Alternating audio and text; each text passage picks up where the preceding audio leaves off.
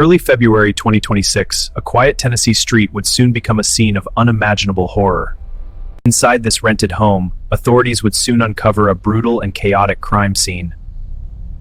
We were called for CPR in progress, but what we found was far worse. Blood was detected in nearly every room, upstairs, on walls, and even inside a vehicle.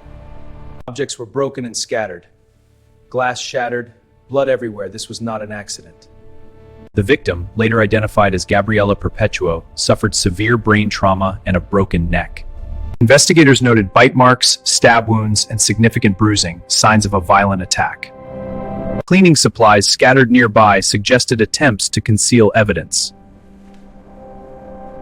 Authorities quickly identified a suspect, former NFL linebacker Darron Lee, now charged with first-degree murder. Lee was denied bond and faces possible capital punishment as the case comes to court in March. The living room was chaotic, furniture overturned, objects broken, traces of a violent struggle everywhere. Every surface told a story. Blood spatter patterns indicated extreme force. Investigators photographed bloodied shoes, personal items, and broken household objects for the record. Items were carefully collected. Anything could be key to proving what happened. Paramedics confirmed the victim was deceased, her injuries far too severe to survive. Security cameras from nearby homes were collected to reconstruct the timeline. Authorities mapped every movement around the property in the hours before the murder. The suspect's cell phone and digital devices were seized immediately. Darron Lee was formally charged and appeared in court under heavy security. The case attracted national media attention, shocking fans and the public alike. Multiple blood sources, indicating a violent struggle. The DNA confirms it. There was more than one victim. The DNA evidence clearly linked the suspect to key points of the crime scene. Cell phone data mapped every movement leading up to the crime. We cross-checked witness statements with timestamped footage. Neighbors recalled hearing loud arguments the night before, voices raised, Arguments and things crashing. I heard banging and yelling. It sounded serious, like someone was in danger. Investigators documented every detail. No object went unexamined. We need you to explain the sequence of events inside your home. She fell. I tried to help her. I didn't mean for any of this to happen. Authorities remained skeptical. Evidence and statements conflicted at every turn. The victim's injuries indicate extreme force applied in multiple areas of the body. Blood spatter analysis matched the suspect's account inconsistently. The timeline, however, clearly places him at the center of the violent events. The neighborhood remained in shock. Some called for justice immediately. I saw him pacing outside, panicked. It didn't look like someone in control. Fingerprints on shattered glass and bloodied objects strengthened the case against him. Text messages and location data painted a troubling picture leading up to the murder. Media coverage intensified, turning the story into a national spectacle. The suspect's first court appearance marked the beginning of a high-profile legal battle. March 2026, the courtroom was packed, reporters and onlookers eager for answers. Inside, the jury took their seats as the prosecution prepared to present the evidence. Your Honor, the evidence will show deliberate and premeditated harm inflicted by the defendant. Graphic photos of the crime scene were displayed, shocking the jury.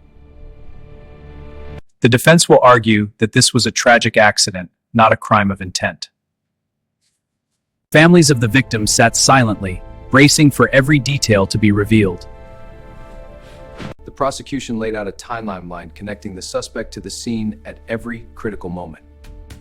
The defendant remained composed, listening as the case against him unfolded. Forensic evidence confirms the injuries could not have been accidental. Every word, every photo heightened the stakes. The nation watched closely. expert witnesses were called to testify on the severity of the victim's injuries. The injuries indicate force applied deliberately, inconsistent with accidental falls. The injuries indicate force applied deliberately, inconsistent with accidental falls.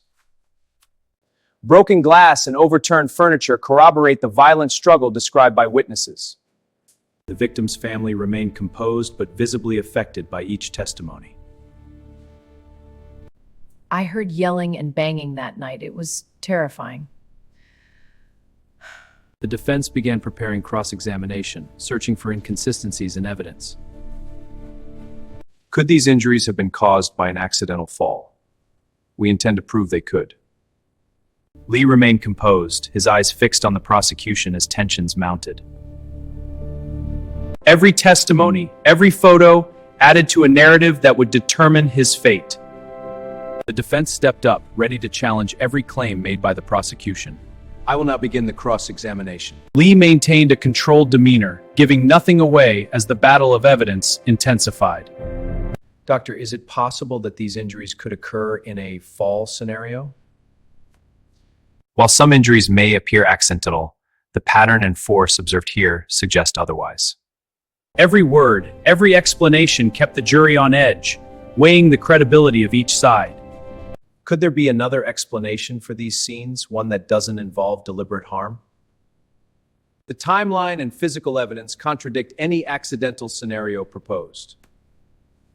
The family's faces revealed the emotional weight of each revelation, each grim detail. The jury absorbed every testimony, ready to make a life-altering decision. As closing arguments approached, tension reached its peak. A verdict hung in the balance. After days of deliberation, the jury returned to deliver its verdict. Will the defendant please rise? The foreperson clears their throat, preparing to speak the decision. We, the jury, find the defendant guilty all. Count. Gasps fill the courtroom as the verdict shocks the nation. Lee was taken into custody. The legal chapter closed for now. Families mourned quietly, remembering the young woman whose life was cut tragically short. Authorities pledged to improve monitoring, investigations, and public safety awareness. What specific measures are being taken? Enhanced training and community outreach. The case sparked nationwide debate about domestic violence and accountability. While justice was delivered, the emotional scars of the tragedy lingered across the nation.